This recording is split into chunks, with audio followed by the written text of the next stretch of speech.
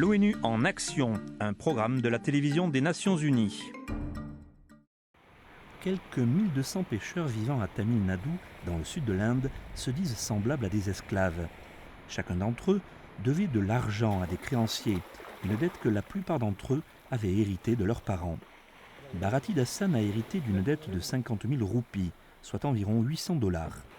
Après avoir passé au minimum 12 heures sur l'océan, il devait céder la totalité de ses prises à son créancier afin de couvrir sa dette. Bharati indique que les prêteurs se sont alliés aux marchands locaux pour fixer le prix du poisson bien en dessous de leur valeur marchande réelle. Il lui est impossible de vendre ses récoltes avec quiconque d'autre ou de rembourser son prêt après une prise exceptionnelle, tout pour le maintenir endetté.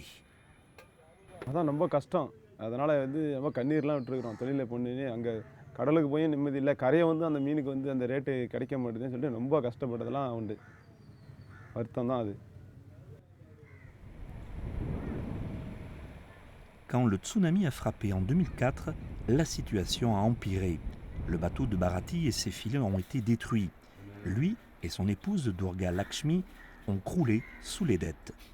போட்டு தொழிலுக்கு போகிற நேரத்தில் காசு கையில் இல்லாமல் கஷ்டமாக இருக்கும். எதுவும் வட்டிக்கு வாங்கணும் போகணும் அப்படிலாம் இருந்தது. அப்புறம் ஒரு குழந்தைக்கு உடம்பு சரியில்லைன்னா ஹாஸ்பிட்டலுக்கு கொண்டு போகணும், காசு இல்லைன்னா கடன் வாங்குற மாரி இருக்கும். அதுபோல் கஷ்டம். Mais tout a changé quand le voisin de Bharati, Murugayan Manivanan, a appris que des pêcheurs d'un village voisin avaient créé une association du commerce du poisson leur permettant de s'acquitter de leurs dettes. Il s'est rendu sur place pour voir comment cela fonctionnait et à son retour a convaincu Bharati et 90 autres pêcheurs de le rejoindre. Ils ont désormais acquis un pouvoir de négociation et convaincu les chefs du village de les aider à vendre leurs poissons au plus offrant. Une fois cela mis en place, les marchands corrompus ont disparu. தனியாக இருந்து அந்த வியாபாரிகள் வந்து நம்ம ஒழிச்சிருக்க முடியாது. குரூப்பாக ஒரு எல்லாம் ஒன்றா ஒற்றுமையாக இருந்து செயல்பட்டதுனால தான் அவங்க வந்து அவங்களாவே விட்டு வெளியானாங்க. L'étape suivante était de s'acquitter de toutes les dettes auprès des créanciers. Pour ce faire, ils ont été soutenus par un projet local initialement prévu pour aider les pêcheurs à se remettre du tsunami. Mais Vikram Kapoor, chef d'équipe du projet, s'est vite aperçu que la dette empêchait les pêcheurs d'avoir des revenus durables. It was very essential that we redeem them from this debt so that they were in a position to then offer their catch for the best price. Soutenu par le Fonds international de développement de l'agriculture de l'ONU, le projet a permis d'effectuer des versements uniques pour effacer les dettes des pêcheurs. Mais les pêcheurs doivent rendre l'argent aux sociétés.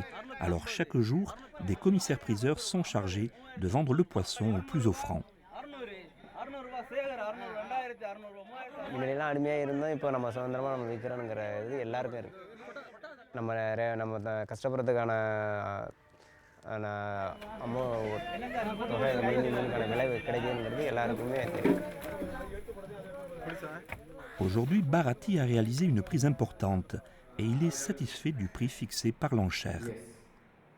Quand il récupère son butin, un pourcentage est versé pour rembourser sa dette. Il paie aussi une assurance. Et malgré les sommes déduites, ses revenus sont 30% supérieurs qu'auparavant et il peut envoyer ses enfants dans une école privée. En seulement 1 an, il a remboursé toutes ses dettes et a contracté un nouveau prêt pour acheter plus de filets. தொழில் முன்னையோட வந்து அடிமை வாழ்க்கையிலேருந்து மீன் பண்ணுறதுனால ரொம்ப சந்தோஷமாக இருக்குது, ரொம்ப ஹாப்பியாக இருக்குது, ரொம்ப இதாக இருக்குது, சந்தோஷமாக இருக்குது. Jusqu'ici, le projet a travaillé avec plus de 30 associations de commerce du poisson, libérant plus de 1100 pêcheurs de l'endettement. Tandis que de plus en plus de sociétés de ce type apparaissent, les pêcheurs de toute la côte goûteront bientôt au sentiment de liberté de Bharati.